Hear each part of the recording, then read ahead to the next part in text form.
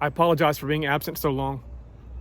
If you've seen the last few messages that I've put out there, you know that I have been trying to share with as many people as possible the events of April the 12th and April the 19th, where on April the 12th, 86 Republicans in the U.S. House of Representatives voted against the Constitution of the United States.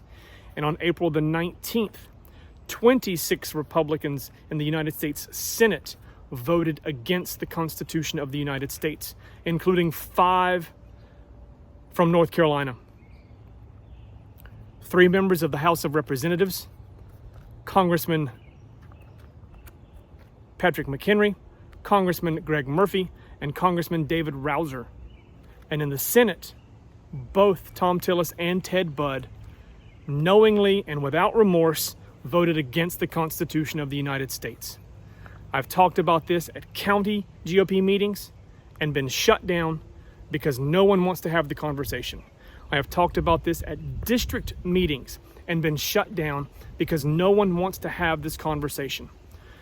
And at the state convention a couple of weeks ago in Greensboro, I brought this up in a resolution. I had 1,000 copies printed, shared throughout the room amongst the delegates at the convention, and it was never brought up. I can only assume because no one wanted to have the conversation.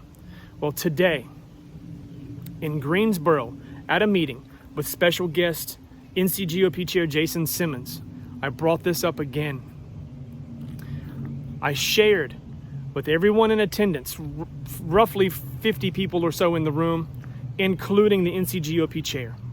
I reminded them of the events of mid-April, where Republicans in Congress knowingly and without remorse voted against the Constitution of the United States. I reminded them of that today. And I asked Jason Simmons, chairman of the NCGOP, if he would commit to the people in that room today to publicly reprimand those members of Congress for that vote.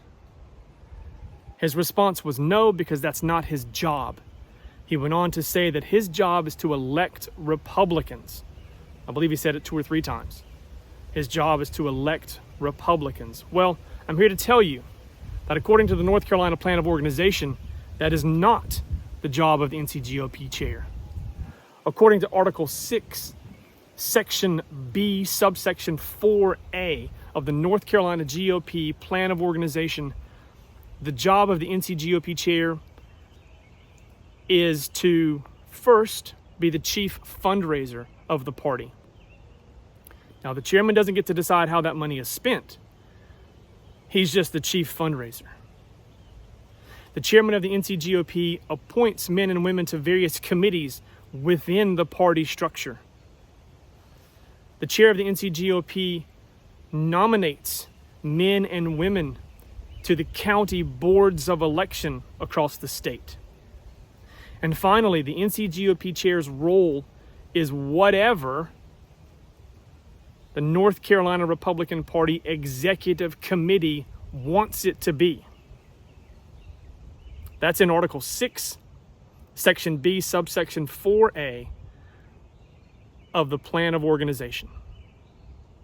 Now, as a member of the North Carolina GOP Executive Committee for several years now, I can tell you that I have never voted to amend the job of the NCGOP chair to include electing Republicans. If someone can find that for me from the past, by all means, let me see that, and I will amend what I say here today. But now I want to talk directly to Chairman Simmons. He may or may not see this, but I know that many of you are in contact with him, direct contact with him. I would encourage you to share this with him. Not because of some self-promotion that I'm trying to do here, but because I genuinely believe he needs to hear what I have to say. He wouldn't listen to me today, but maybe you can encourage him to listen to me this way. It's up to you. Chairman Simmons,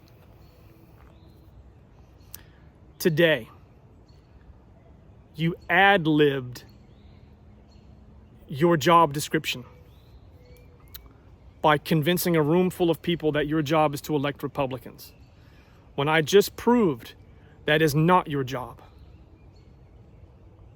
However, if you want to continue making up the job as you go, I would encourage you to include the following. The job of the NCGOP chair is to be chief defender of the NCGOP platform. And any elected official at any level of government who supports legislation that is counter to any part of the NCGOP platform, it is the responsibility of the NCGOP chair to obtain justification from that elected official for their vote or for their support of legislation that is counter to the platform. Upon receipt of that justification, it should be published so that all Republicans, all 1 million plus Republicans in this state, can see why someone voted the way they voted. And then an emergency executive committee meeting should be called,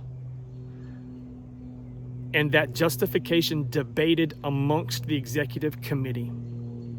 Should they deem that justification worthy, no further action is taken. However, if the executive committee believes that that justification is not worthy, then that elected official will be immediately censured, and any support available to that elected official by the NCGOP shall be withheld for some period of time based on the severity of the infraction. Mr. Chairman, I implore you, if you're going to make up the job as you go, include that.